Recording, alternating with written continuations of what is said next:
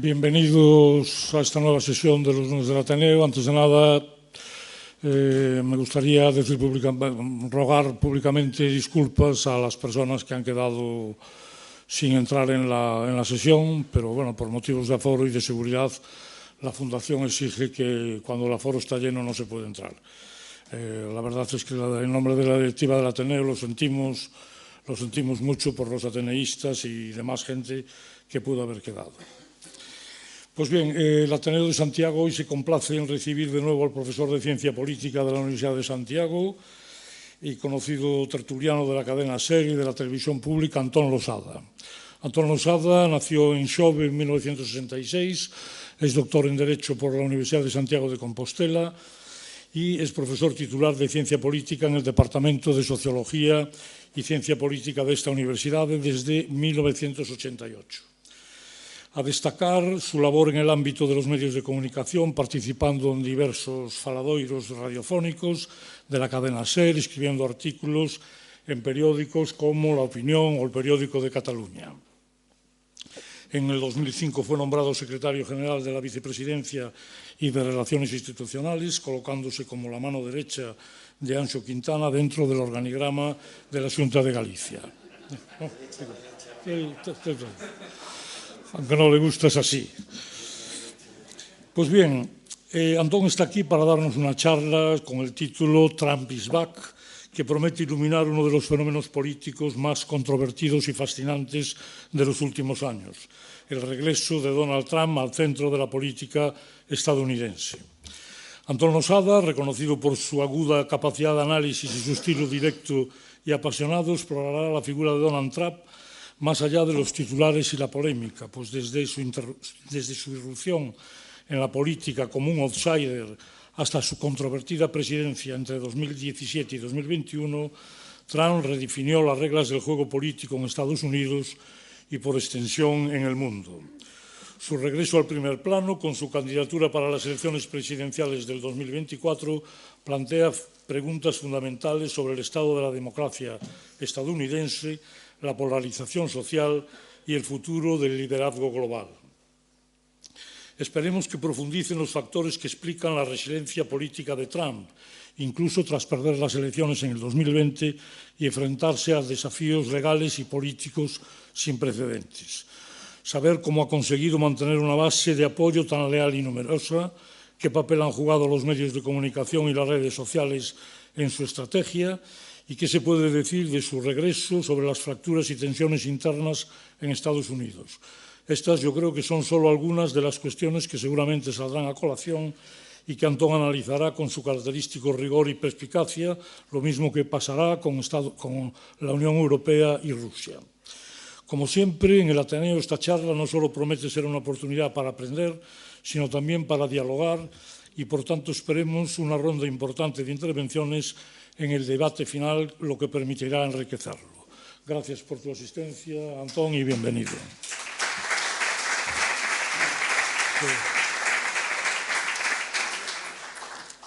Bueno,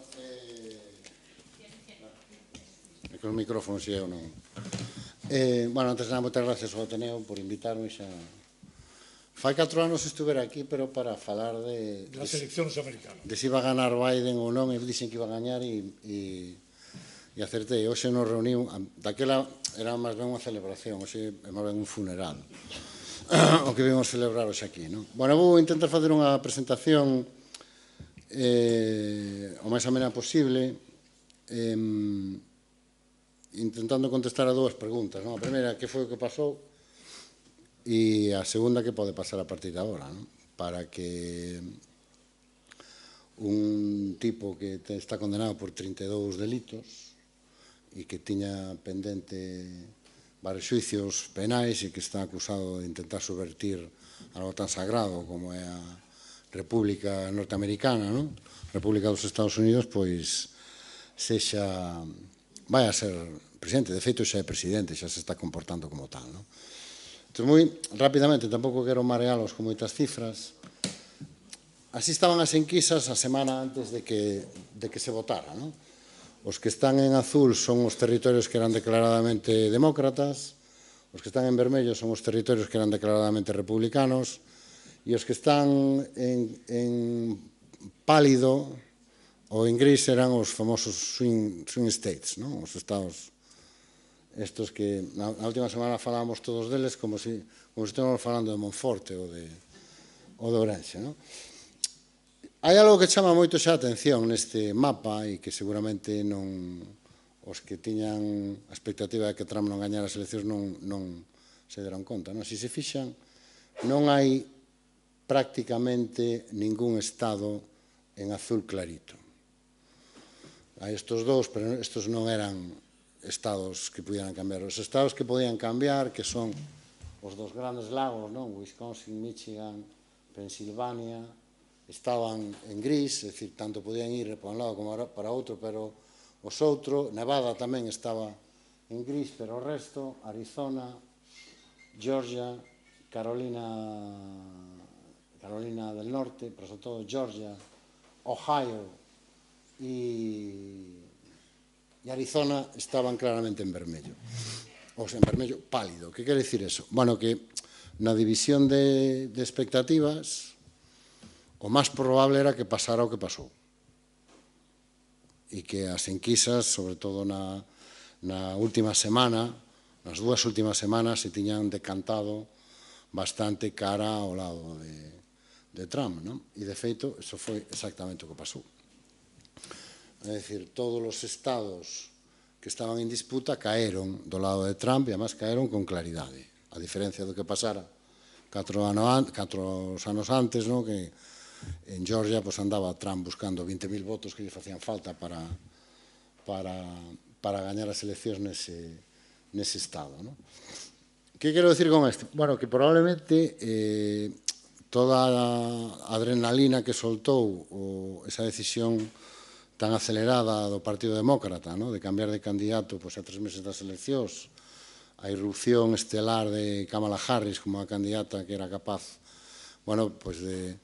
de levantar os folgos dos votantes demócratas, xerou, digamos, unha expectativa que nos fixo olvidar a realidade, que cando se ten lugar o famoso debate Trump-Biden, Trump sacaba entre 9 e 12 puntos de ventaxa xa a Biden.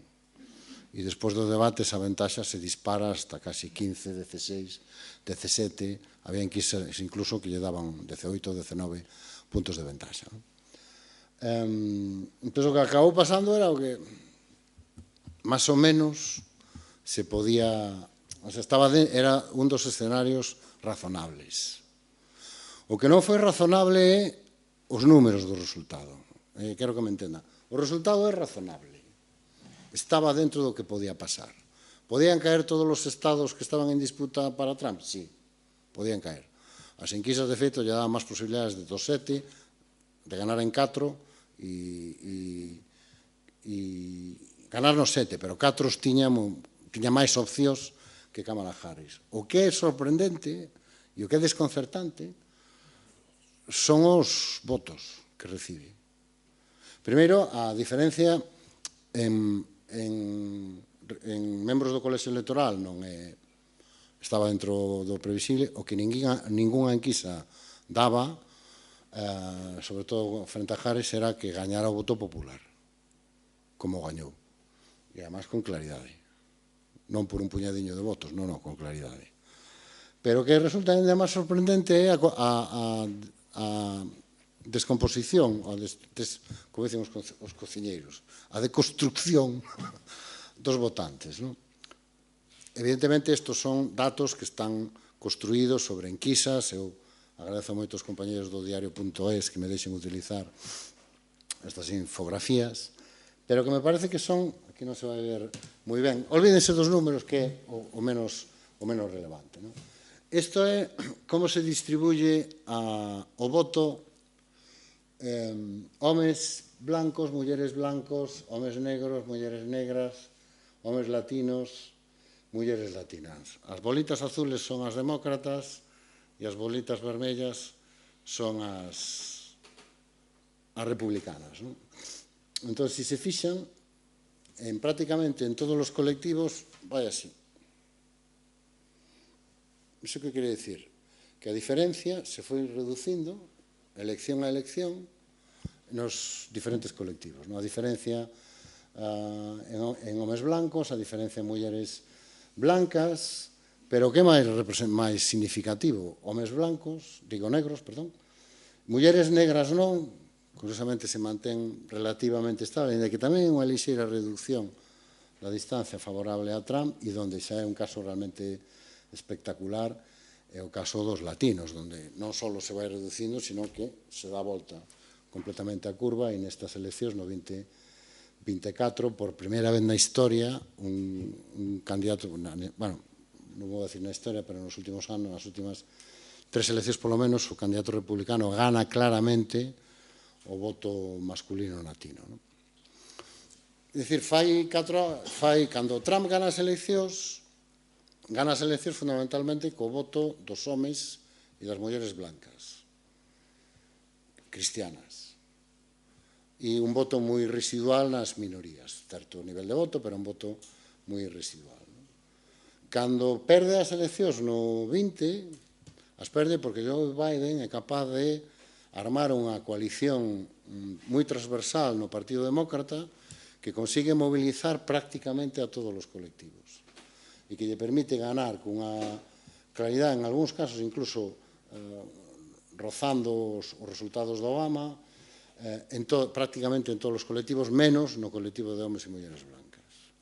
Que quero dicirles con isto? Bueno, pois que Trump gana sendo capaz de manter o voto que tuvo no 20 cando perde e expandindo a súa base electoral nos colectivos nos que parecía difícil que fora capaz de expandir a súa base electoral, fundamentalmente homes negros, homes latinos e homes asiáticos. Nas mulleres o crecemento é diferente. Se desmontamos un pouco máis, fíjense, por exemplo, está voto masculino, voto femenino. O triunfo de Trump, é dicir, o voto masculino é claramente demócrata hasta o ano 2012. A partir do ano 2012 se produce un cambio que fai que o voto dos homes se decante claramente hacia Donald Trump. Na elección do 16, na elección do 20 e na elección do 24. Mentras que Biden, como ven, é capaz de recuperar boa parte do voto masculino que Kamala perde e non é capaz de reter. Intuyo que máis por culpa dos votantes homes que por culpa dela. Ese factor, bueno, que sea muller é relevante, sí. Para moitos homes que foron votar, sí. E seguramente non é que lles gustara a Trump, pero lles daba máis pavor ter unha muller na Casa Blanca de presidenta. E se encima non era unha muller blanca e tal, pois ainda máis problemas. No caso das mulleres tamén se produce un cambio significativo, se mantén a ventaxa demócrata, pero sorprendentemente Trump progresa de maneira, eu creo que espectacular, casi 3 puntos, e Kamala Harris perde 3 puntos de voto das mulleres con respecto a Biden, que, cando menos, é un fenómeno que a mí me resulta chamativo, e eu creo que ten que ver con que, efectivamente, podemos descubrir que en Estados Unidos as mulleres teñen un teito de cristal na percepción dos homes e das mulleres. Que unha mujer presidenta? No. Entón, a mellor resulta Hillary a lo mejor non tuvo tanta culpa como pensamos todos na súa derrota. Si van no tema das... Aquí se ve todavía máis gráfico. Isto é, os primeiros son os blancos, os segundos son os votantes negros e os votantes latinos. Fíxense como se van reducindo, como vai tomando forma de vasija, e como se vai o voto republicano, curiosamente, retrocede un pouco entre os votantes blancos e Kamala Harris é capaz de obter máis voto blanco que o tuvo Joe Biden, pero o resultado realmente sorprendente se produce entre os votantes negros, onde é capaz de reter o porcentaxe de voto do ano 20, pero sobre todo nos votantes latinos, onde a progresión é espectacular. Estamos falando de 13 puntos máis de voto. Eso pasa tamén nos votantes asiáticos, onde o crecemento non é tan espectacular, pero que aquí se combinan, se se fijan, dous elementos. Non é só que Trump progrese, sino que o Partido Demócrata retrocede. E perde votantes prácticamente, menos entre os blancos, perde votantes prácticamente en todas as etnias e en todos os grupos. Que quero dicirles con isto? Que o voto de Trump é transversal. O sea, esa teoría sobre a que se explicó a victoria de Trump, que o Partido Republicano se había convertido en el partido de los cristianos blancos, americanos de toda a vida, xa non é tal cual así. E que a ese grupo, que é o núcleo duro do votante de Trump, agora se suma unha porcentaxe moi significativa de homes negros, moito máis que de mulleres, e unha porcentaxe moi significativa de homes e mulleres, tanto latinos como asiáticos. Si abandonamos o enfoque étnico e nos vamos ao tema da renta, tamén nos atopamos con datos moi interesantes. Sobre que se sustenta o triunfo de Trump? En la clase media. Fíjate tú, que sorpresa. A xente que gana entre 50 e 100 mil dólares. É onde máis progresou o voto a Trump. Progresou tanto que mesmo superou o voto demócrata. Os demócratas se perden voto entre os votantes pobres, para entendernos, os que teñen menos de 30.000 dólares de renta, pero Trump tamén perde un pouco do voto, que perde casi un punto. Donde progresa Trump? Nos, xente como os que estamos aquí sentados. E entre os superricos? No, entre os superricos, tampouco é que os entusiasme, así, especialmente, ¿no? De feito, os que ganan máis de 100.000 dólares gana claramente los demócratas e os que ganan máis de 200.000 dólares ganan tamén os demócratas. Debe ser que Elon Musk descompensa todo hacia un lado, ¿no? Pero, entonces, claro, vamos de sorpresa en sorpresa, ¿no? El voto a Trump es el voto de los hillbillies, ¿no? De estos, entre comillas, paletos americanos que vemos nas películas, que nunca tal, e que van armados hasta los dientes. Unha parte dese voto, efectivamente, é ese. Pero nestas eleccións es mucho máis. E crece dunha maneira espectacular, por eso gana os 7 estados, ¿no? Tres dos cales son estados profundamente industriales, en torno aos grandes lagos, ¿no? Os 3 lagos. No tema dos estudios, bueno, hai esta idea, efectivamente, de que aí probablemente donde o estereotipo do votante de Trump se mantén, ¿no? Donde claramente arrasa entre aqueles que non teñen estudios universitarios, que é un pouco o estereotipo, e ten máis dificultades cos votantes con estudios universitarios. E, efectivamente, esa parte, digamos, do estereotipo sí se cumple. É dicir, Trump consolida e expande o seu voto entre aqueles que non teñen educación universitaria e Kamala, curiosamente, consigue expandir un pouco a súa base electoral entre aqueles que teñen estudios universitarios, mentre que Trump ten problemas con ese tipo de votante, ¿no? E, finalmente, aí teñen os tramos de idade. Eu lamento que non sei se verá moi ben, pero, bueno, concéntrense nas boliñas, porque tampouco quero abrumalos moito con datos, ¿no? Quen vota a Trump? Todo Cristo. Sento darles esta mala noticia, pero poden coller o tramo de edad que queiran, que ten votantes e un porcentaxe relevante de votantes en todas partes, ¿no? Si miran, por exemplo, o voto novo, ¿no? Que era unha das grandes esperanzas dos demócratas. Os demócratas ganan, sí, pero perden 10 puntos, O voto dos novos, isto que dicimos sempre, xente nova nunca vai a política, foi o gran motor do triunfo no 20. E agora foi o motor que máis se gripou. A chavalada non foi con tanto entusiasmo, e, sin embargo, unha parte importante da chavalada foi con un enorme entusiasmo. Foi 10 puntos máis de voto a Donald Trump. Pasa dun 31 a un 41. E no resto dos tramos de idade, bueno, pues consigue prácticamente manter e incluso progresar, ¿no? Tanto nos votantes, digamos, de mediana edade, como xa nos votantes maiores, que gana claramente os demócratas, ¿no? Entón, cal é a triste conclusión que temos que extraer de todo isto, e xa non lles mareo con máis cifras? Que Trump tuvo unha victoria transversal.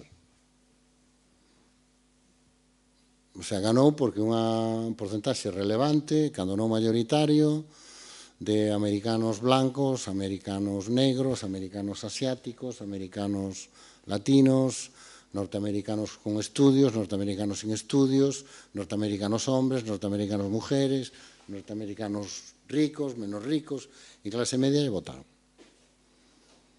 Y eso, claro, plantea, primeiro, un dilema estrepitoso para o Partido Demócrata, que como é posible que despois de 4 anos dun goberno relativamente ben valorado e con as políticas relativamente ben valoradas, aínda que o presidente é outra historia, e despois de ter digamos, embridado a situación económica e estar ahora prácticamente en pleno emprego e que a inflación empezando a caer, bueno, como é posible que se produzca este desapego, non?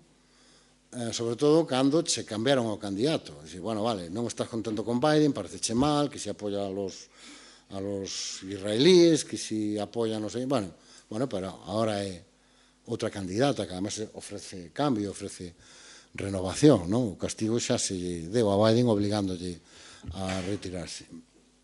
Pois non funcionou. Razóns para explicar isto. Bueno, hai moitas teorías. Eu, de logo, evitaría señalar, como pasa en moitos dos análisis que estamos vendo, a colectivos, ¿no? Que si foi culpa de los latinos, que si foi culpa de los hombres negros, que si foi culpa de los no sé qué. Porque, como ven, é moi transversal. O sea, realmente non se pode imputar a victoria de Trump a un grupo ou un colectivo, porque progresou prácticamente en todos os grupos e en todos os colectivos. Non máis que noutros, pero progresou en todos.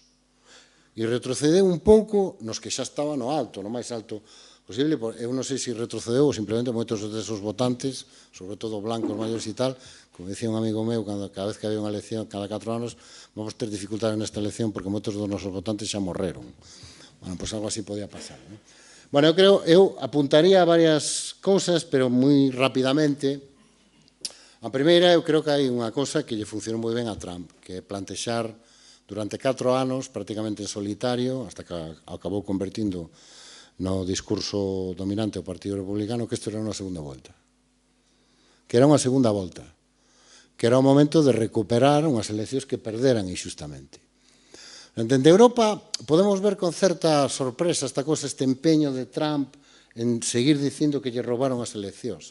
Pero iso era unha gasolina fundamental para manter compactada a súa base electoral e para manter compactados os seus axentes electorais.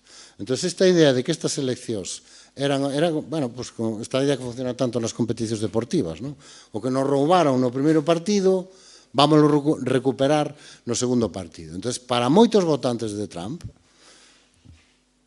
o que pasou entre o 20 e o 24 foi simplemente o tempo que estuveron esperando para poder ir votar de novo. É dicir, lles daba igual a presidencia a Biden, é simplemente 4 anos que houve que esperar, pero xa tiñan decidido o voto, a inmensa maioría dos votantes de Trump xa tiñan decidido repetir o seu voto no ano 20. Porque nese duelo de relatos, es un delincuente, es un fuera de la ley, que el sistema lo rechaza porque es una amenaza para el sistema, un outlaw, triunfó el relato de es un fuera de la ley. O sea, no es un delincuente, está al margen del sistema y por eso el sistema lo persigue. Y ese relato combinado coa idea de que nos roubaron as eleccións lle permiteu manter perfectamente activada a súa base electoral. E ademais lle permiteu convertir eso na auténtica proba do algodón dentro do Partido Republicano. A adhesión inquebrantable a esos dos principios, al principio de nos roubaron las elecciones e ao principio de non son un delincuente, son un outlaw, son un forajido al que persigue el sistema porque el sistema está corrupto, ou comprabas ou te quedabas fora do partido. De feito, non sei se fijaron unha cosa que resultou moi chamativa, o Partido Republicano desapareceu unha vez celebrada a convención. Todo era MAGA, Make America Great Again, o movimento Trump. O partido como tal, de feito, máis dun cronista non puido evitar sinalar no discurso da noite electoral que non mencionou ni unha sola vez o Partido Republicano. Ni unha sola vez un Partido Republicano.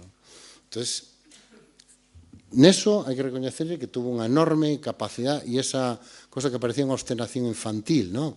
Me robaron as elecciones, me robaron as elecciones, me robaron as elecciones, foi un factor fundamental para manter compactados os votantes que xa tiñan o 20. Pero claro, eso non explica o crecemento transversal do que falamos antes. O crecemento transversal se explica fundamentalmente, eu creo que con dúas razóns. A primeira, por que crecen todos os grupos? Porque efectivamente, como dixo Clinton nas primeiras eleccións que ganou, era a economía, estúpido. E que efectivamente a sensación que tiñan moitos americanos de que con Trump vivían mejor, con Trump, con $50, se podía facer unha compra e tal, con $50, que é unha sensación moi parecida que podemos ternos aquí, e a que chegamos a ternos aquí, ou a que nas inducen que teñamos todos os días na televisión. Entón, efectivamente, a economía foi un factor fundamental para decantar a ese votante que non votou a Trump no ano 20. Primeiro, a percepción de que con Trump vivíamos mejor, nos iba mellor, todo era máis barato, os cartos duraban máis, había máis vivienda. Ben é certo que houve a pandemia, a guerra, bueno, pero tú cando vas ao mercado e ves que non che chega co que levas para comprar, non pensas en Ucrania, nin no colapso do tráfico do comercio mundial. O que pensas é que antes con $50 facía compra toda a semana e agora con $50 apenas compro para 2 días. E ese foi un tema do que os demócratas non quixeron falar durante a campaña. E as poucas veces que Kamala Harris falou de economía e falou da inflación, sinceramente era mellor, entendías por que non querían falar do tema. Porque non era algo no que se sentira cómoda e se soupera desenvolver. Pero boa parte da campaña xirou en torno a eso. E se vostedes seguiron a campaña con certo interés e sobre todo as redes sociais, era o gran argumento que daba todo o mundo, que era que con Trump vivíamos mejor. E claro, ese argumento é fundamental nunha elección. Ao final, nunhas eleccións, casi todos tendemos a facer esa comparación. Vivo mellor do que vivía fai 4 anos ou vivo peor? Estou mellor ou estou peor? E a sensación que moitos americanos teñan, podemos entrar a discutir se era certo ou non, é que no ano 20 vivía mellor. E no ano 24 viven peor. E que o camiño era, efectivamente, de volver a Trump. E pois eu creo que o segundo elemento dentro desto que xogou moito, é dicir, donde os candidatos demócratas e o relato do Partido Demócrata señalaba unha amenaza para a democracia, boa parte dos seus votantes o que ven é un líder resolutivo. É dicir, un tipo que fai cousas e que resolve. Outra cosa é que o faga, pero a percepción que transmite é esa. Entón, para moitos votantes, Trump non era unha amenaza, nin era un perigo fascista, era un empresario resolutivo. É un líder resolutivo, autoritario, resolutivo, no perfil, no que estamos vendo medrar, non só a Trump, sino a máis líderes. E pois eu creo que hai un terceiro elemento que explica o que pasou, que ten que ver cos propios demócratas. E eu creo que ten que ver con dúas cosas. Primeira, como digo, este non era o trato, Joe. O sea, Joe Biden se presentou no ano 20 dicindo que solo iba a estar un mandato. E moitos votantes lle compraron eso. Que iba a estar un mandato, porque pola edad, que non estaría xa en condicións de presentarse, como así se comprobou, no ano 2024, e que no 2024 habería outro candidato. E por eso se colocou a Kamala Harris no ticket electoral como vicepresidenta. Entón, queres que non, é un compromiso, que obviamente o votante republicano lle dá igual, pero a moitos votantes demócratas non. Porque eles se movilizaron fai 4 anos con esa condición.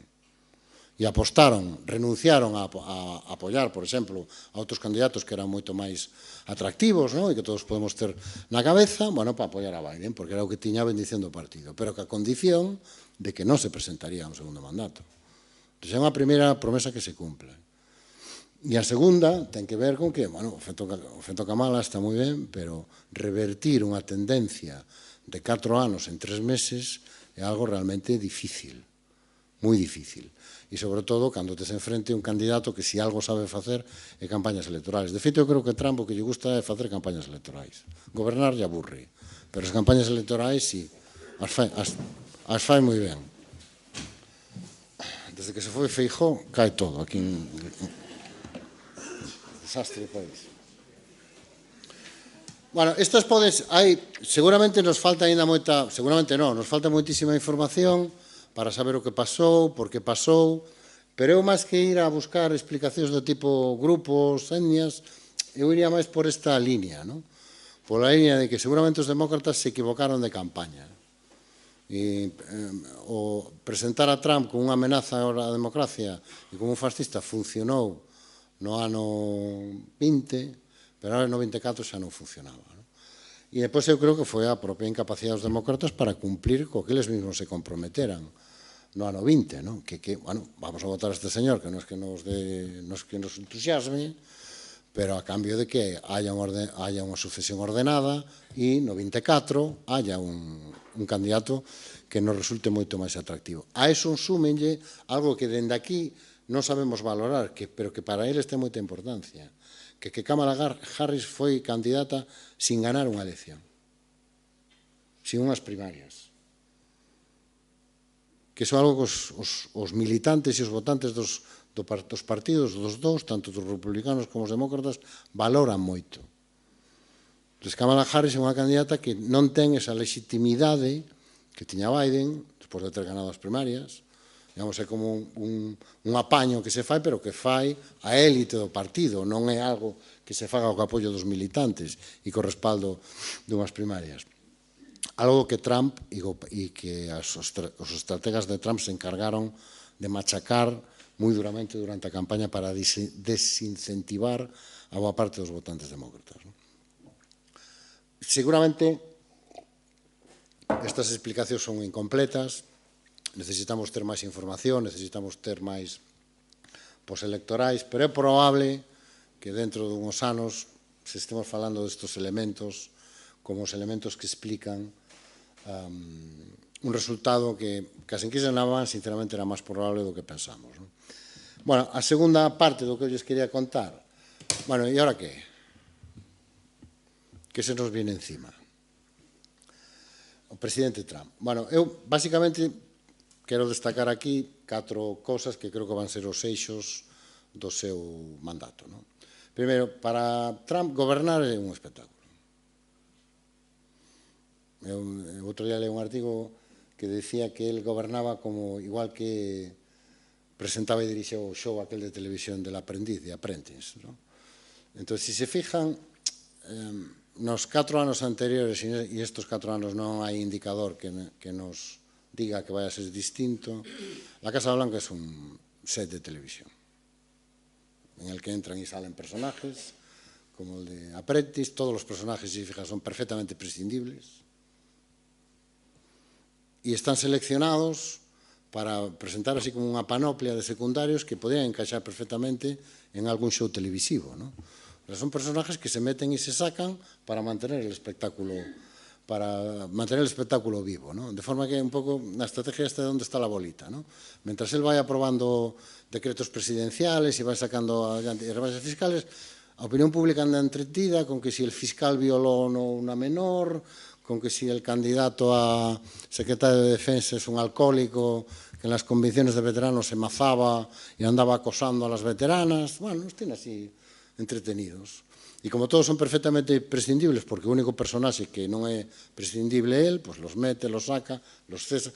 Acórdense que no anterior mandato, que parece que foi moitos anos, pero foi 4 anos, tuvo 9 secretarios de prensa. 9 secretarios de prensa. Portavoces xa non sei cantos tuvo. E altos cargos da administración. Entón, ele é un maestro neso.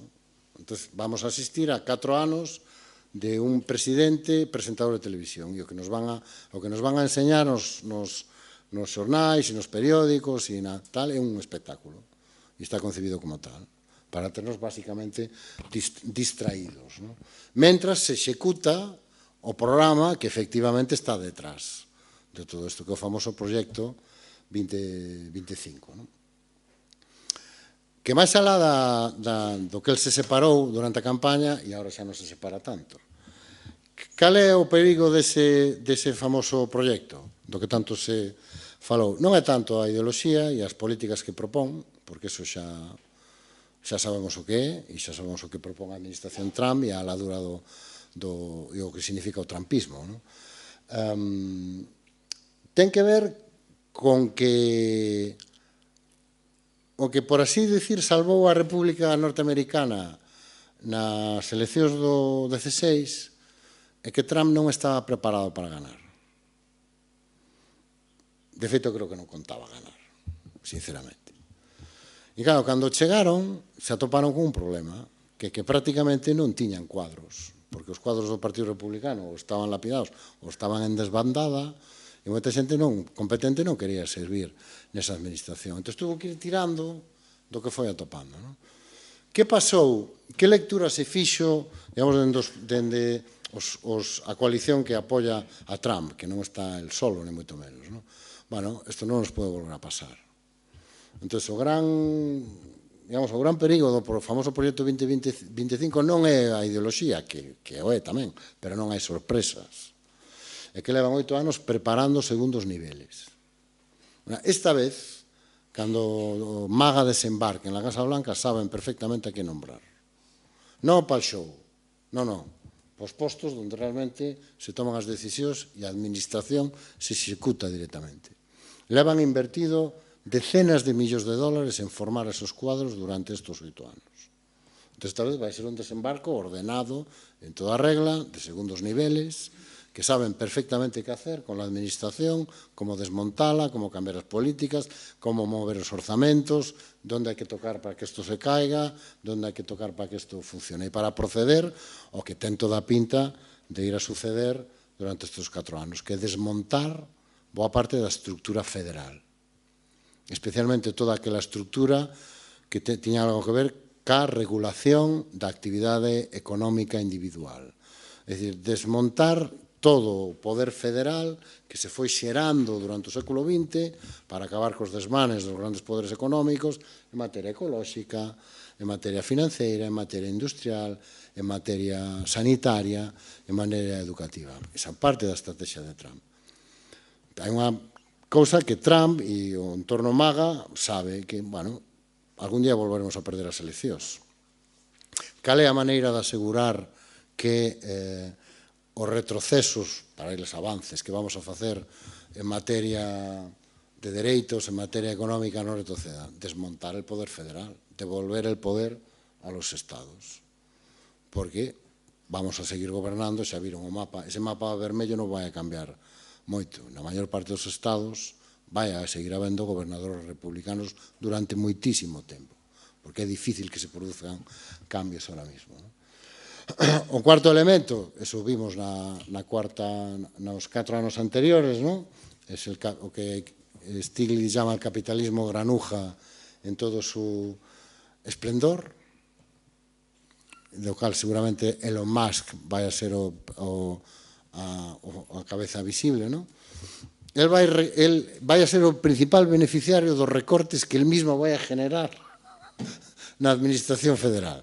E vai a redirixir boa parte dos programas de gasto dos que el mismo se acaba beneficiando. Entón, é probable que asistamos a unha axenda de desregulación masiva e de evolución masiva de poder corporativo ás grandes corporacións, ademais das sustanciosas rebaixas fiscais que xa conocemos. E, depois, como guinda de todo isto, unha estrategia de comunicación, unha estrategia política basada nunha idea, que é transmitir a sensación de que perteneces a algo mucho máis grande que tú e que tu país, que o Make America Great Again, e cabalgar sobre todo sobre as emocións da xente. Apelar sobre todo ás emocións da xente, que neso Trump é un maestro, que é unha das claves do seu discurso, que gobernar é ganar e, polo tanto, para ganar o importante é apelar ás emocións da xente.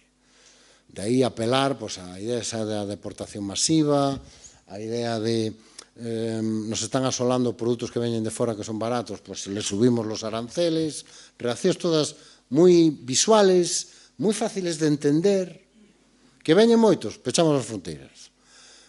O muro, que dices tú, que tontería. Bueno, pero é algo que se entende. En cambio, cando alguén empeza, no, as políticas migratorias son complicadas, en fin, hai que facer cousas, e cando a xente se vai perdendo, non? E agora estamos vendo o asunto da deportación masiva, respostas simples e que apelan ás emocións máis básicas de todos nós.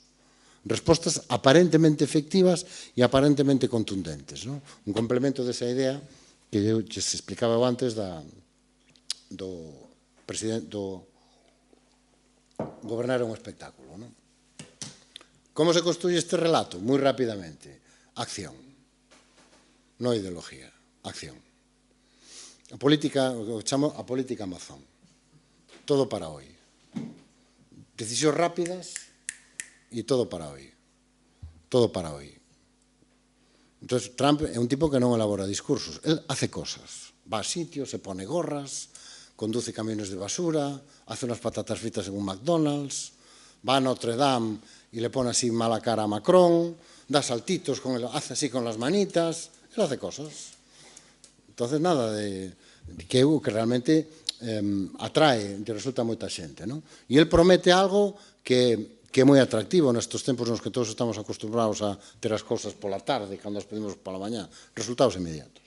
Deportación, boom. Muro, boom. Aranceles, mañana mismo ya. De feito, se se fijan, ainda non subeu ningún arancel e xa parece que subeu aranceles por todos os lados. Xa están os chinos preocupados, o canadiense foise asustado para Canadá, non? A mexicana xa non sabe moi ben que facer, vou quedar calada a ver se se despista, e xa parece que subeu os aranceles. Ou aquela cosa de, aos 2 días xa falara con Putin, non se acordan? Que tuvo que salir Putin a decir, no, comigo non hablou nadie, pero xa parecía que estaba arreglando lo de Ucrania, ainda non era presidente, non? E xa estaba arreglando o de Ucrania. Pegaba isto, entornos complejos, respostas simples. E moi basadas na política do señalamento, non? É dicir, se algo sabe facer Trump, e o vimos durante o seu primeiro mandato, e o vamos a volver agora, é buscar un culpable para todo o que pasa. Sempre hai un culpable a mano. Cuando no son los inmigrantes, son las mujeres, cuando no son las mujeres, son los mexicanos, cuando no son los mexicanos es un europeo, cuando no es un chino, siempre hay alguien al que señalar, al que apuntar como responsable de todas las cosas que nos están saliendo mal. E a solución cal é? Expulsar o señalado, castigar o señalado. Por que no cinturón industrial dos Tres Lagos, que eran o corazón industrial dos Estados Unidos, ahora a xente non ten traballo na industria? Coño, por los chinos. E que hai que hacer? Aranceles. E no momento que poñamos aranceles, pues teremos que volver a fabricar cosas aquí. Todos sabemos que eso non é verdad, pero é intuitivo. É intuitivo, é algo que che cuadra. Se a miña fábrica pecha porque a competencia que vende fora fabrica moito máis barato, a maneira de que a fábrica na que eu traballo volva a abrir, cale. Facer co que vende fora é máis caro. E iso como se consigue? Aranceles. Eso lle funciona a Trump e lle funciona a moitos máis políticos en todo o mundo, non? Esta idea de que ele actúa sempre en nombre del pueblo. El non apela á democracia, el non apela aos sistemas de representación, aos diputados, non, el apela al pueblo. Make America Great Again. Se ha saltado a última institución a que apelaba, que era o Partido Republicano. Por eso lles comentaba, el fala directamente ca xente, e a mandato ten directamente da xente, non do partido, non do colexio electoral, non. El pueblo me ha elegido a mí e eu actúo e hablo en nome del pueblo, e mi relación es directa, e todo o que está entre yo e el pueblo es un estorbo, e por lo tanto debe ser removido, legítimamente removido. Por qué? Porque estorba a mi eficacia, estorba a mi capacidade.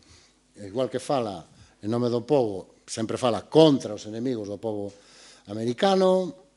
Hai un discurso moi liberal, entre comillas, anarcoliberal no tema económico, sin embargo, hai un discurso profundamente reaccionario e conservador nos temas morales e nos temas de dereitos, porque a idea é restaurar a orde natural. A primeira cosa que dixo que iba a facer era prohibir que as mulleres trans puderan... Non, lo dixo de outra maneira. Que non pudiera haber mujeres en competiciones de hombres, ni hombres en competiciones de mujeres. O sea, restaurar el orden natural que toda esta modernidade e toda esta progresía se ha cargado. Conectado co que lles decía antes, a democracia é un estorbo. Y ahí está el verdadero peligro de los discursos tipo Trump. Como mi relación es directa con el pueblo, la Cámara de Representantes, un estorbo. El Senado, un estorbo. La lei, un estorbo. Por qué? Porque eu represento directamente. Eu son directamente a voz e teño mandato directo da maioría dos cidadanos americanos. E todo o que non podo facer, non o podo facer por culpa deso que se chama democracia. Por culpa deso que se chama reglas. Por culpa deso que se chama leyes. Por culpa deso que se chama maioría en el Senado. Ou maioría na Cámara de Representantes. ¿No? A promesa de vamos a hacer una democracia pero de orden, donde las cosas funcionen. Donde si yo quiero echar a X miles de inmigrantes, lo puedo hacer en 24 horas sin que venga ningún juez, ni ninguna ley, ni ningún constituyente a impedírmelo. O sea, facer que a democracia funcione na medida en que se podemos chamar autoritarismo democrático, ¿no? Que é algo que a xente compra. E cada vez máis. Esta idea de que la democracia es el problema. Demasiadas reglas, demasiadas normas, demasiada política, demasiadas administraciones. ¿Por qué no volvemos a hacerlo todo como antes? Manda uno y los demás obedecemos. E así non hai problemas de coordinación, non hai problemas de legitimidade, as cousas se fan, que é a promesa que les aporta. ¿No?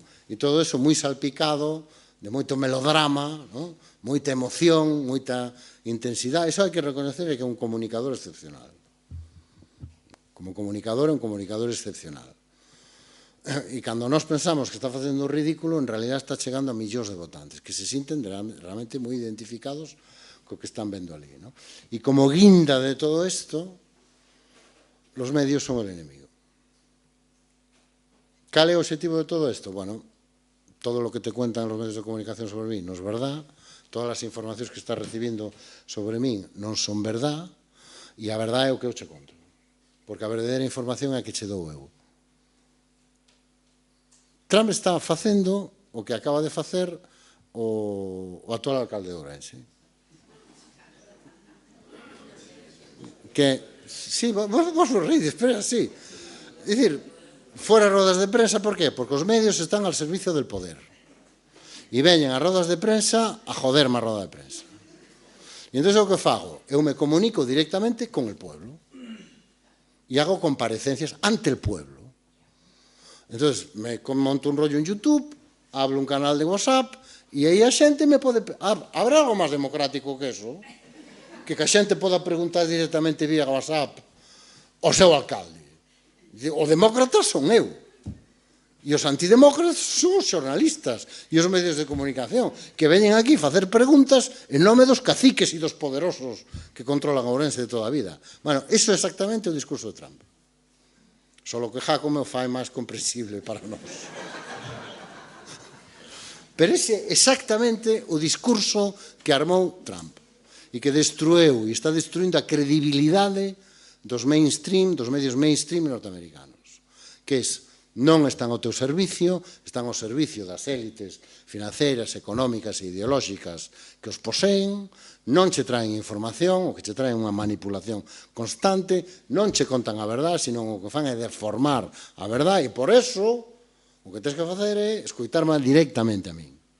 E por eso crea a súa propia rede social e crea todo un universo de medios de comunicación e de redes digitais que son o que ahora mismo son universos pechados onde boa parte dos seus votantes, sobre todo os votantes que levan máis tempo en MAGA, se informan única e exclusivamente. Por qué? Porque todo o que ven de fora, todo o demais é mentira.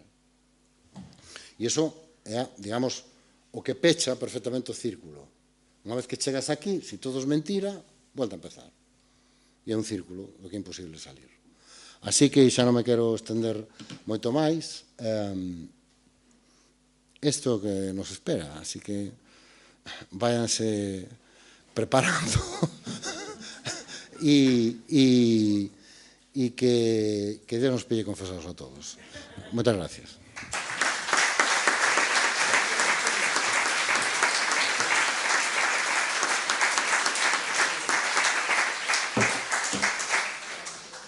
Bueno, muchas gracias, Antón. Ahora se abre un coloquio, con un turno de preguntas para todos aquellos que queráis participar y participar en el coloquio. ¿Sí? Aquí, Martín. Espera, que te traigo el micrófono. Yo rogaría que las preguntas fueran cortas, simples fáciles. y no fueran opiniones al respecto. No, muy fácil. Yo de paso le quería agradecer la exposición tan clara y tan vehemente por otra parte del ponente Antón, que lo sigo con mucho gusto en sus intervenciones en la radio. Pero por otra parte, ese discurso me da la impresión de que ya lo he oído, pero con otro sesgo. Quiere decir, cuando aquí, que lleva incluso a tener una mala percepción, cuando aquí hay una elección, siempre se acostumbra a que el partido ganador salga al palco, es decir, a agradecer a los votantes la confianza que le han depositado. Y la verdad, yo muchas veces me pregunto que no se le ha depositado ninguna confianza. Los políticos formaban incluso una clase problemática. A lo mejor lo que le han dado es una patada al contrario. De hecho, algún partido político empleó una propaganda muy bien llevada. Dice, vota donde más le doy. No, vota al partido que más le doy. Y entonces triunfa aquí en los discursos siempre lo que llamarían, lo se hará yo por llamar, lo políticamente correcto. Un discurso políticamente correcto. Quien mejor lo definió, yo creo que fue Mario Conde, que hizo un sistema, empleó el sistema, y decía que es imposible triunfar fuera del sistema. La única forma de triunfar fuera del sistema es que no te tomen en serio, que te tomen como loco. Y un poco en ese plan se colocó Milei, que yo creo que le debe los votos más a la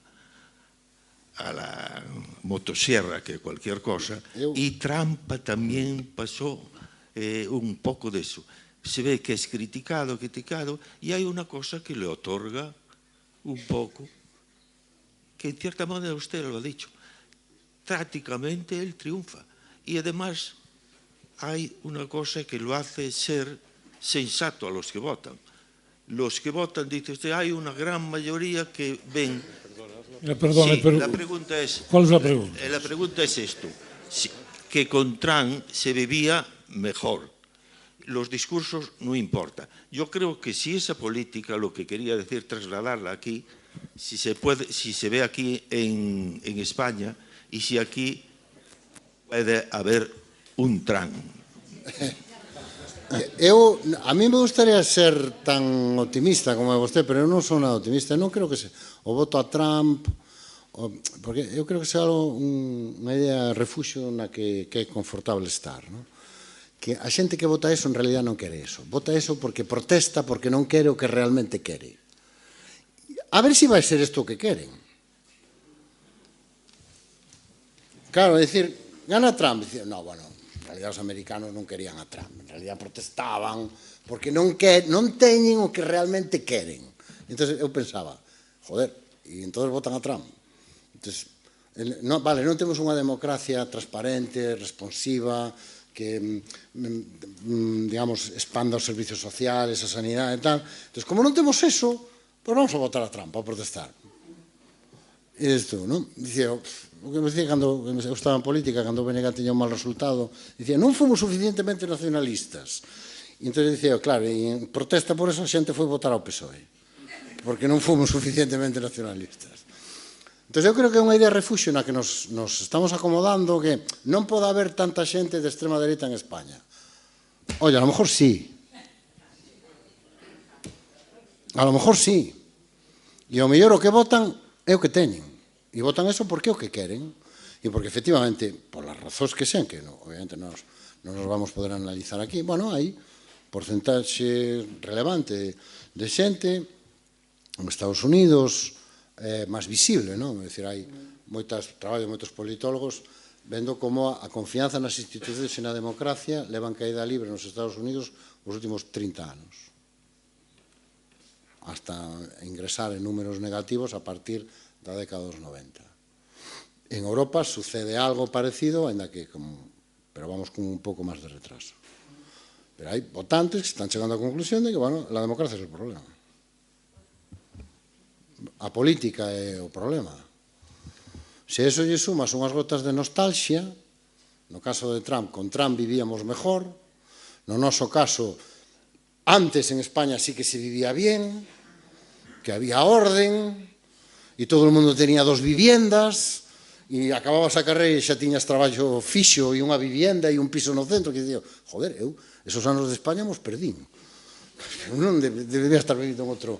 Se sumas unhas certas gotas de nostalgia de como eran as cosas antes de la democracia e antes de la política, cando non había tanta politiqueo e tanta lei e tanta autonomía e tanta leche, e te sale o que estamos tendo. O que estamos tendo aquí, o que están tendo en Francia, o que están tendo en Italia, o que están tendo en todo o continente. A eso súmanlle o medo que todos sentimos ante a transformación do noso entorno máis próximo.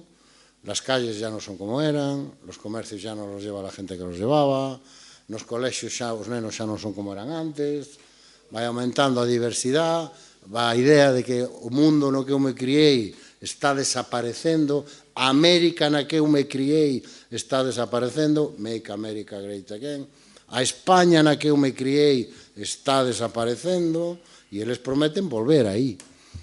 Entón, a ver se o problema non é, a ver se non é un voto de protesta, a ver se é un voto a esa proposta. Por moi absurda que nos poda parecer, pero está claro que a moita xente non lle resulta absurda, e que neste momento o que temos é, non temos unha crise de eficacia. A xente cree no sistema, pero está encabronada, permítame a expresión, porque non funciona bien. El sistema é bueno, pero hai que facelo funcionar mellor. Non. Hai moita xente que dice, non, é que me dá igual se funciona ben ou mal, é que non quero ese sistema. Sanidade pública? Non, me dá igual, bueno ou mala, non quero sanidade pública. Por qué? Porque non. Porque non quero ir a un hospital público. ¿Por qué? Yo quiero ir a un hospital donde estén los que siempre estaban en el hospital cuando yo iba al hospital. É un discurso que poden, seguramente teñen algún conocido que terán escutado facelo algunha vez. Esta idea de que sales pola rúa e non conoces a ninguén. Entón, claro, é un problema máis grave. Se o que temos non é un voto de protesta polas cousas que non funcionan e deberían funcionar, e o que temos é un voto que cuestiona a legitimidade do sistema per se, e que cree que o problema é a democracia, claro, estamos efectivamente nunha situación complicada. Non se va a arreglar con que os partidos tradicionales renueven sus liderazgos e ofrezcan programas, non. É dicir, o que temos realmente, eu creo que estamos no borde dunha crise de legitimidade da democracia liberal clásica, e que hai un porcentaxe crecente de votantes que creen que o problema é ese, e que apostan por outras fórmulas. Eso que podemos llamar el autoritarismo democrático, el neopopulismo autoritario, eso que, digamos, a etiqueta sobre, van caendo todos, desde Orbán a Trump, que se conoce como a democracia iliberal, donde, bueno, as normas, as formas, as leyes xa non pode ser un problema, e o que necesitamos son líderes resolutivos e autoritarios que hagan lo que tengan que hacer para que isto funcione. O entramado político institucional americano, tan louvado por outra parte, poderá contrarrestar os excesos deste tipo de política, eu, se me permitiría, deste elemento. E logo unha reflexión. A min pareceme que, bueno, cando ti deixas de lado o papel dos medios de comunicación clásicos, os outros está claro que están aí, no triunfo de Trump, a min pareceme que, tanto no caso del como no caso de Milei, bueno, o secreto non foi a motosierra, foron os medios de comunicación dos que teñen intereses reales e están rentabilizando ese tipo de políticas, igual que está pasando nos Estados Unidos e vai a pasar. Nada máis. Gracias. Bueno, con respecto ao entramado, eso podemos chamar, eso que chamaban os politólogos americanos clásicos, el conglomerado político militar industrial que gobierna realmente Estados Unidos. É que iso tamén está cambiando. é que eso xa non está en Washington, agora está en Silicon Valley. E han aparecido o que era antes, digamos, unha estrutura corporativa de grandes corporacións, con estructuras moi tecnocratizadas, con múltiples accionistas, ese capitalismo corporativo. Ahora está sendo sustituído por un capitalismo neofeudal, donde hai un señor que controla completamente a súa empresa. Non falo solo, collan o modelo que me dá igual. Facebook, un gicho. Amazon, outro gichiño. E esos xa non están en Washington, nin están criados nesa cultura, están criados nesta. E, hombre, eu los veo encantados con Trump. De feito, todos estos eran 65.000 millóns de dólares máis ricos o día seguinte das eleccións. Solo como repuntaron as súas accións. Así que eu teño máis confianza, entre comillas, na capacidade de resistencia da Administración Federal, que é unha maquinaria moito máis potente do que estamos acostumbrados a pensar aquí, e da maquinaria de resistencia xudicial, máis que do contrapeso que poda ter o poder económico e o poder financiero, porque, entre outras medidas, eu creo que van ser os grandes beneficiarios da continuación do programa de desregulación. É dicir, quen se vai a beneficiar de que acabe en CAEPA, que a Axencia Medioambiental? Non se vai beneficiar o pequeno granxeiro de Kentucky, que xa vai poder sulfatar o que antes non podía sulfatar, eu que sei. Non, se van a beneficiar as grandes empresas e as grandes corporacións. Quen se vai a beneficiar de que se salte por os aires a axencia que controla os medicamentos? Evidentemente non os adictos aos opioides que andan por aí nas peles, sino as grandes corporacións. Eu, sinceramente, son moi pouco optimista nese sentido. E con respecto aos medios de comunicación, é que aí está parte do problema, é dicir, vivimos un momento de transformación. A semana pasada o CIS sacou unha enquisa destas de tendencias sociais, que nadie as mira, porque todo o mundo só mira os barómetros, que é o menos interesante que fai o CIS. O máis interesante que fai o CIS son as enquisas que miden cambios de estruturas sociais, etc. Entón, sacaba unha enquisa de tendencias sociais onde lle preguntaba a xente como se informaba. E por primeira vez en toda a serie histórica do CIS, as redes sociales xa son a primeira fonte de información, por diante de todo, competindo directamente ca televisión. Ca televisión, a prensa e a radio, bueno, pobriñas, van boas. E por primeira vez, cando lle preguntaban a xente, non que votaba, sino que era o que como conformaba o seu voto, que era o que máis influía no seu voto, por primeira vez tamén na serie histórica do CIS, as redes sociales se colocaban como o primeiro factor de influencia. Por unha décima, as redes sociales influían nun 30,1 e o candidato e a súa desempeño durante a campaña nun 30. Pero por primeira vez se colocaba como o primeiro, que eu creo que marca unha tendencia. Entón, temos unha situación na cal os medios de comunicación clásicos, eles pensan que siguen mandando o que mandaban. E non. E creen que nos seguimos informando como nos informábamos antes a través deles. E non. E ao mesmo tempo, nós vivimos noutra ilusión, que é que creer que Internet é unha cosa superchula e descentralizada, donde só hai Robin Hoods repartindo información. Cando en realidad é unha estrutura supercentralizada e superxerarquizada, donde alguén decide continuamente que é lo que ves. Pero nós pensamos que non, que é unha cosa como flower power, non? Todo descentralizado. Ai, mira que cosa má. Ai, que te lo mandou? Un señor de Estonia. Ai, mira, tal. Vivimos tamén na nosa propia burbulla de realidad, que pensamos que estamos nunha especie de ágora pública donde todo lo que llega es puro, transparente, es el pueblo. Solo el pueblo salva al pueblo, pues en este caso solo el pueblo informa al pueblo.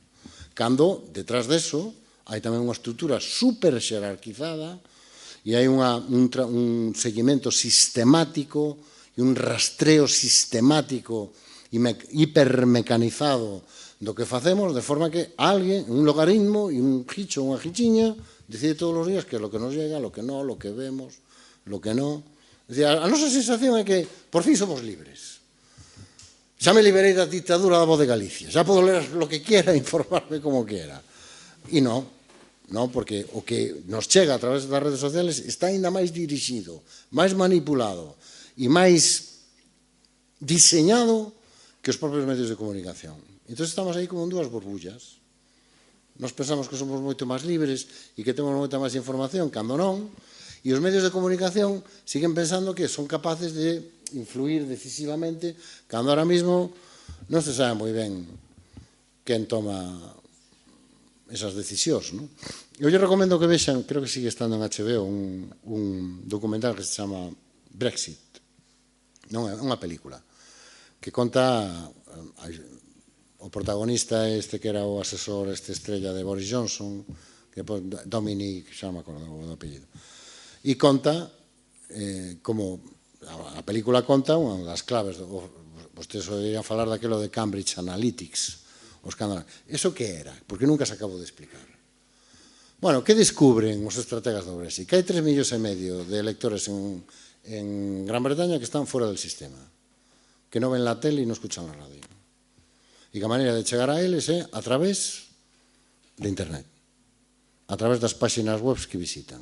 E que páxinas web visitan? Páxinas de compraventa, páxinas de viajes baratos, páxinas de consejos domésticos, e aí utilizan toda a información de Cambridge Analytics, que lles vende Cambridge Analytics, para colocar banners e mensaxes e tal, nesas páxinas web, nesas, pues eso, páxinas web de chollos, de ventas de segunda ocasión, de viaxes baratos a España, e aí iban colocando todas as mensaxes e conseguiron mobilizar efectivamente a esos 3,5 millóns de votantes que estaban completamente fora do radar dos medios de comunicación convencionales. E o explica moi ben, eu recomendo, está en HBO, e explica moi ben toda a mecánica en que consisteu realmente o de Cambridge Analytics. Para que se fagan unha idea, nestas últimas eleccións norteamericanas, tanto Trump como Kamala Harris, por cada dólar que gastaron en publicidade convencional, da de toda a vida, gastaron 2 en redes sociais. O sea, por cada dólar posto no típico spot de radio, de televisión, 2 e algo para cosas en redes sociales, para vídeos, porque efectivamente... Entonces, aí eu sinceramente creo que nos falta, o sea, eu polo menos me declaro superado pola realidad. O sea, neste momento xa renuncio. Estou tan estresado cando vou ás tertulias que un día me vai dar unha crisis de ansiedade. Te juro por Dios. Hai outra palabra pedida aí. Hola, gracias. Trump ahora ten 78 anos. Ata que punto é sustituíble? Como? Ata que punto é sustituíble? É dicir, pode continuar o movimento se el, pois, lle pasa algo. Ten 78 horas, sí, non? Bueno, eu tamén confío moito no Poder Judicial, na Administración Federal e na Bioloxía para controlar a Trump. Sustituíble, home, a elección do vicepresidente non foi casual, e a elección dese personaxe, que é un tipo que dende fora podemos velo como moi pintoresco, moi peculiar, pero que para entender realmente o que significa e a que votante chega, lle recomendo que vean o debate dos dous vicepresidentes, que era el debate de dos americanos de toda a vida, intercambiando civilizadamente sus diferencias, sus puntos de vista. Es decir, parecía un debate de fai 20 anos, das campañas de fai 20 anos ou 30 anos. Entón, eu creo que é un vicepresidente elexido por si algo pasa, para que haya presidente e para que haya continuidade. É que o gran cambio é moi difícil de percibir. Cando Trump gana nos anos, fai 8 anos, nadie se lo esperaba. E nadie estaba realmente preparado, ni enfrente ni deste lado. Os de enfrente non estaban preparados, nada máis que ver a cara de Hillary Clinton, pero os seus tampouco. Entón chegaron e, isto é a Casa Blanca, e agora que hacemos? E non había realmente un plan elaborado, estructurado, foi todo... Ahora sí. Hay un plan elaborado, estructurado, hay los funcionarios, hay los trabajadores, hay los gabinetes de estudios, está todo, no voy a decir perfectamente planificado, pero sí saben lo que quieren hacer, desde el minuto uno. Desde el minuto uno. E eu creo que eso vai a continuar con Trump ou sin Trump. Nestos 4 anos. Esa é a miña impresión. E que o candidato, teóricamente, Trump non se pode volver a presentar, en aquel, bueno, estos chistecitos que hace él, ¿no? Me parece que es de coña, pero ¿te vas a volver a presentar? Non lo sé. E te quedas... Home, eu, sinceramente, con 82 anos non o vexo, pero bueno, tampouco vi a Biden e mira. Pero bueno, eu creo... É que ya no es Trump, es MAGA. O sea, Make America Great Again xa é un movimento estructurado que recauda moito máis cartos co Partido Republicano, que unha maquinaria de ganar eleccións moito máis poderosa do que é o Partido Republicano, que xa ten estructura prácticamente en todo o territorio, que manexa fundacións, que manexa... É un partido.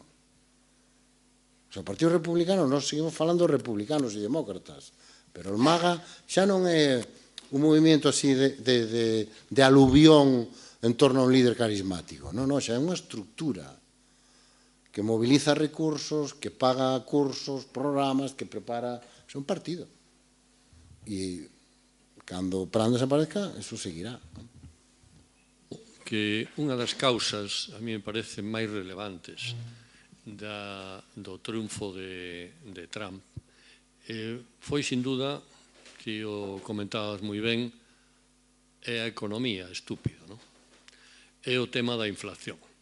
A inflación foi un elemento, a mí me parece esencial, para que as clases, digamos, traballadoras, as clases medias, se desentenderan do programa dos demócratas.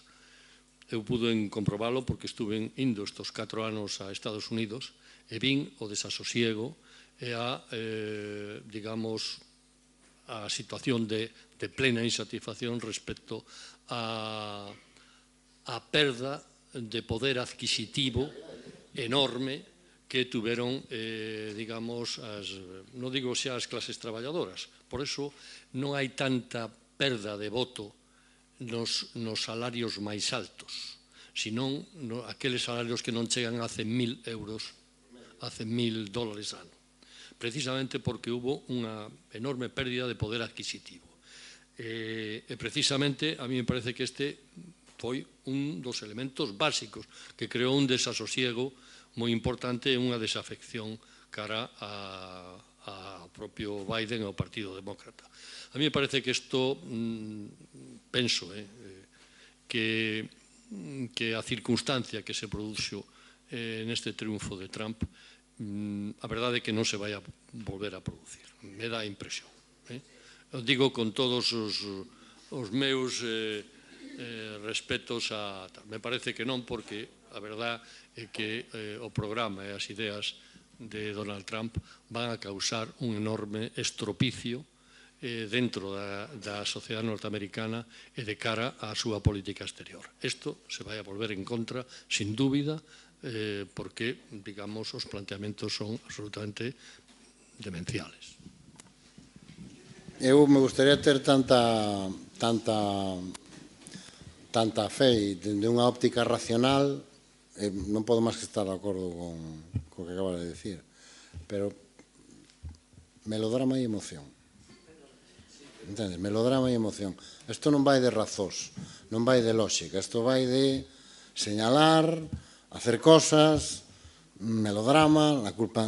Entonces, entendes? Vamos a ver, a deportación, a famosa deportación. Es decir, todos os economistas de todo signo levan meses dicindo que a famosa deportación masiva que anuncia vai a supoñer un retroceso no PIB norteamericano de entre 3 e 5 puntos. Eso se publicou en todas partes. Hai un economista de dereitas, de esquerdas, de arriba, de abaixo, do centro, do medio, de todas as ideoloxías, a decirlo. promesa estrella, se repetía en todos os mítines e entusiasmo desbordante. Entonces, a miña inclinación natural é coincidir. É dicir, se propoñen cosas tan absurdas que a realidad, pero claro, visto, non sei, non estou tan seguro, porque insisto, eu creo que hai forzas moi profundas que se están movendo. Nós fai 20 anos pensábamos que o mundo iba a ir nunha dirección, que era a dirección da globalización económica, ou globalización cultural, fora fronteras, progreso e democracia para todos. 20 anos despois vamos na dirección contraria. Entonces, eu, de logo, eu ahora mesmo estou traballando en varios temas sobre opinión pública aquí en España para un libro, bueno, unha publicación que fai o CIS cada 10 anos que se chama Estructura Política Social de España, que son así uns tochos que nadie lee, con artigos e capítulos utilizando todo o material demoscópico do CIS, anos e anos de enquisas, para ver como vai evolucionando a opinión pública en todos os ámbitos. E a mí me tocou analizar como evolucionou a percepción da opinión pública en España con respecto ao estado de bienestar nos últimos 10 anos, desde que se publicou o volumen anterior, porque anterior foi en 2015, este sale o ano que ven en 2025. E claro, me atopo algo que hasta este momento nunca me tiña atopado, que hai un porcentaxe entre un 15 e un 20% que non se queixan de que a sanidade ou a educación funcionen mal. De feito, moitos deles creen que funciona bastante ben. O que se queixan é que sea pública. E o que non queren é pública. O que non queren é ese sistema. Entón, unha serie de consensos que eran moi sólidos e que eran moi mayoritarios se están menguando. Siguen sendo mayoritarios, pero están menguando. E poden pasar dúas cosas, que deixen de menguar e a realidad nos devolva os consensos que nos fixeron medrar como sociedades en bienestar e en progreso, sobre todo nos anos 60, 50, 60 e 70, ou que siga menguando. E eu, a verdade, neste momento, eu era máis optimista fai un ano que agora. Era bastante... Con independencia do triunfo de Trump, que eu creo que estaba bastante... Home, era como que intentaba explicar ao principio da presentación, non foi ninguna sorpresa. Foi sorpresa porque todos nos últimos 3 meses nos deixamos levar un pouco do entusiasmo que transmitía o partido, sobre todo a candidata, pero os datos eran os que eran. Entón, estamos realmente nun momento de cambio e transformación. Hoxe, por exemplo, estaba na radio, na cadena serie, e comentábamos os datos do barómetro que publica a SER de 40DB, que fai Belén Barreiro, que foi presidenta do CIS, e que eu creo que é unha das persoas que mellor fai enquisas e mellor lee enquisas en España. E había unha cosa que era, para min, desasosegante completamente. Vox é a día de hoxe a primeira forza entre os votantes de menos de 25 anos. O 25% do seu voto vende aí. É a primeira forza. E é a segunda forza, competindo duramente co PP e co PSOE, pero están aí, na diferencia de medio punto, entre os votantes de entre 25 e 35 anos. Claro, son os votantes do futuro. Donde siguen sendo mayoritarios os partidos tradicionales? Nos que dentro de 20 anos metemos que non vamos a estar aquí votando. Pero eles sí. Pero bueno, espero equivocarme. Solo quería comentar, para mí, dous cousas. O máis sorprendente da mí das eleccións americanas era, primeiro, que Trump pudera presentarse con todo o historial judicial que ten. E se agora, se é xulgado, se pode indultarse, non? A miña sorpresa... A miña sorpresa... Non sería o primeiro, Non, xa acabamos de ver o que fixo Biden con o seu fillo, non?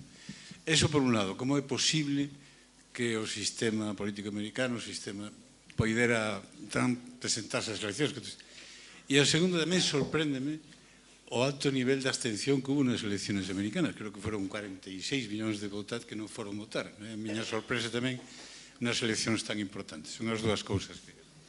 Bueno, a primeira ten que ver co propio sistema de garantías que establece a sociedade norteamericana e con un pasado donde, sobre todo ao principio, se intentou precisamente,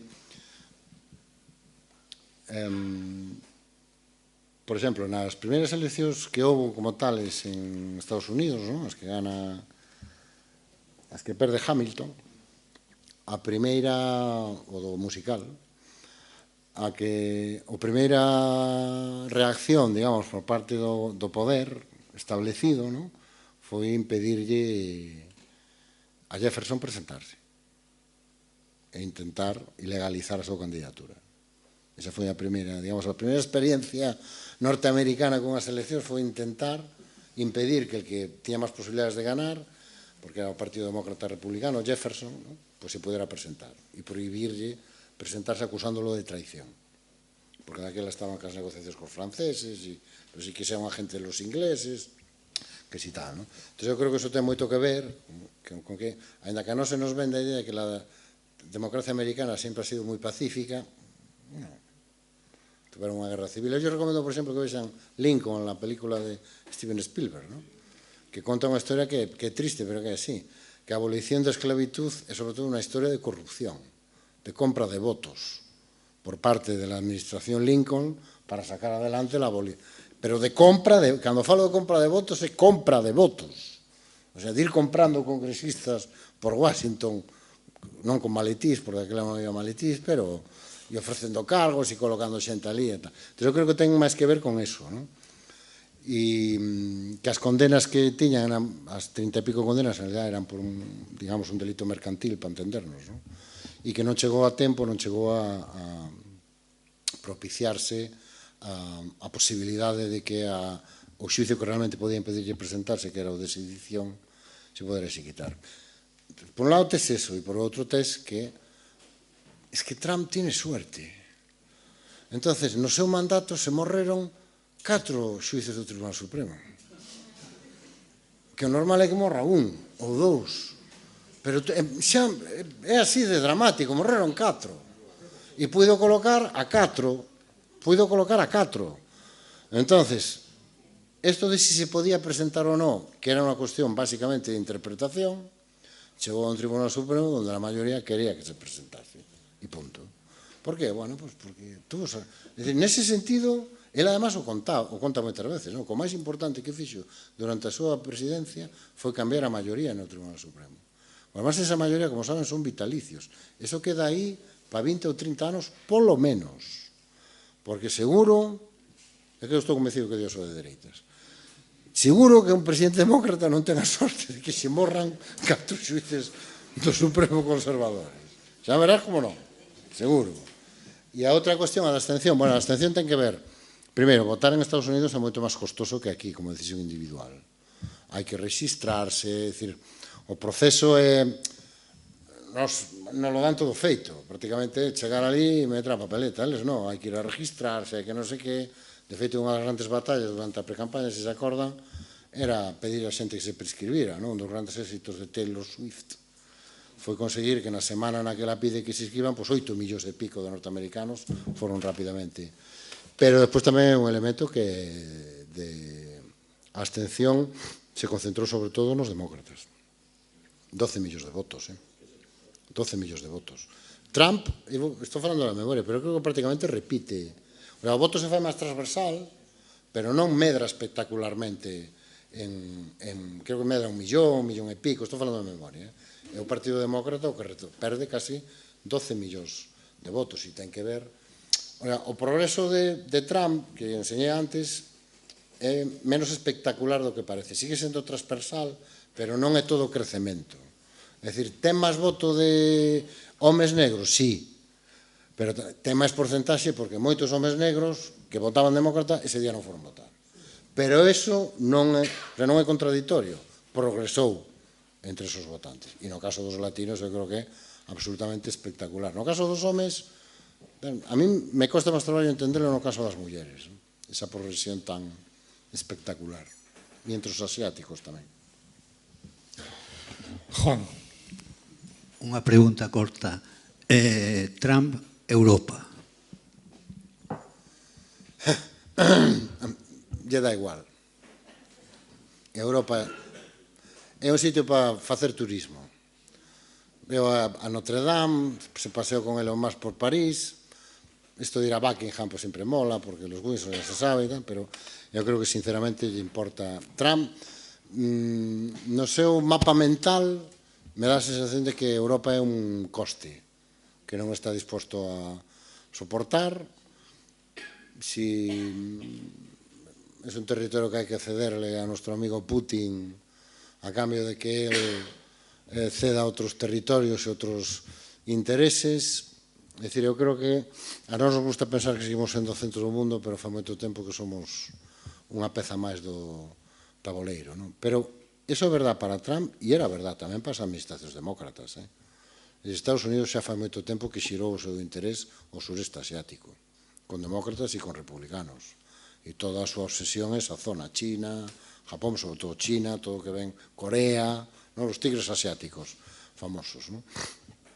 E Europa xa fai tempo que a veces é un problema, a veces é un coste, a OTAN é un coste que xa fai tempo que Trump dixo que non quería. Entón eu creo que Europa o que ten que asumir é que ya non tenemos un socio americano fiable. Entón, todo o que pasa a partir de agora depende de nós, non de Trump. Se estamos esperando a que Trump vea la luz e entenda que lo de Ucrania e la Unión Europea, estamos solos. Europa está sola neste momento. Entón, ou se une e desenvolve o proxecto común da Unión Europea para ter peso, papel e masa crítica suficiente para pintar algo no mundo, ou acabaremos convertidos no que vamos camiño, parques temáticos moi chulos. Entón, mentras en Siria se decide el futuro del mundo, nosotros estamos recibiendo turistas en Notre Dame. O mismo día que caía Damasco, pues estamos ali de operadores turísticos, parques temáticos. E esta decisión de que queremos ser de mayores nos va en un momento onde media Europa tampouco tiene claro si quere ir nesa dirección. Entón, eu creo que o vamos a notar aínda máis que nos 4 anos da anterior presidencia. Esa é a miña impresión, porque na anterior presidencia de Trump non había unha guerra en Europa. E que a veces se nos olvida que temos unha guerra no continente europeo, no corazón do continente europeo. ¿Alguna cuestión más? Bueno, yo quería hacerte una pregunta muy simple para finalizar. Y es, ¿en qué te basas para creer que el único entramado que puede ir en contra del relato de Trump es el judicial? Bueno, porque unha das cousas que puido facer a Administración Federal de Biden foi nomear un porcentaxe significativo de novos xuíces federais. Os xuíces federais son nomeados directamente polo presidente, non só os xuíces do Supremo. De feito, unha das decisións que vai ter que tomar Biden antes de irse é se firma unha tacada de nomeamentos que ten pendente, que son casi 200 e pico novos xuíces federais. Non porque teña motivación ideolóxica, porque, supoño que os demócratas terán elegido xuíces que teñan máis preocupación pola lei e polo respeto aos dereitos constitucionais que algúns dos xuíces que leva elegidos Donald Trump. Entón, efectivamente, eu creo que aí hai toda unha estructura de poder. A estructura do poder judicial norteamericano é moi complicada. Nos tendemos a pensar que se parece a nosa, pero non se parece en nada. De feito, o ministro de Xusticia é o fiscal xeral federal. E hai unha parte moi significativa dos xuíces que ou son nomeados directamente polo poder político ou teñen que someterse a un proceso electoral e ganar unhas eleccións, cosa que aquí nos parece asombrosa, porque aquí estamos elegidos como unha especie de secta que entre ellos se lo guisan y ellos se lo comen. Estudian mucho, hacen unas oposiciones y después ya se acabó. Y ya entre ellos ya se van eligiendo y se van renovando. Ali é completamente diferente. E despois teñen unha gran capacidade de intervención. Non olvidemos que quen paralizou as primeiras deportacións fai 4 anos fora unha humilde xuíz do Estado de Nova York.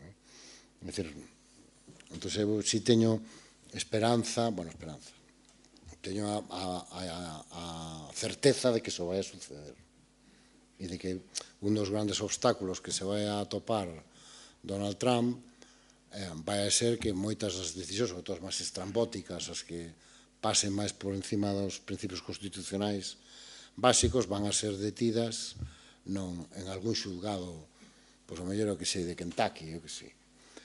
Pero tamén, a diferencia de fai 8 anos, ya hemos visto que a Trump lo de meterse con los jueces ya non le preocupa. E entonces aí vai haber unha estrategia, que fixo cos xuíces que xulgaban a él, que acabaron sometidos a máis escrutinio público que él mismo. E que ten esa habilidade, empeza o xuizo como acusado e cando acaba o xuizo o acusado é o xuiz. E o que dicta a sentencia é él. Pero penso que ten que ver con unha estrutura de poder moi descentralizada. Tendemos a ver Estados Unidos como un país, pero en realidad son tantos países como estados. Cada uno tiene su propia constitución, su propio poder legislativo, su propio poder judicial. Hai 3 niveis diferentes, Estado federal, Estado estatal, e despois está o local. Entón, hai o que decía Camaño, o profesor que tiña eu aquí na Facultade de Dereito, el sistema constitucional americano é un sistema de checks and balances, de pesos e contrapesos, e aí xoga un papel determinante o Poder Judicial. Eu teño máis fe na oposición que lle van facer humildes xuíces por aí perdidos por os Estados Unidos que na oposición que lle vai facer Bezos, o propietario de Amazon, sinceramente.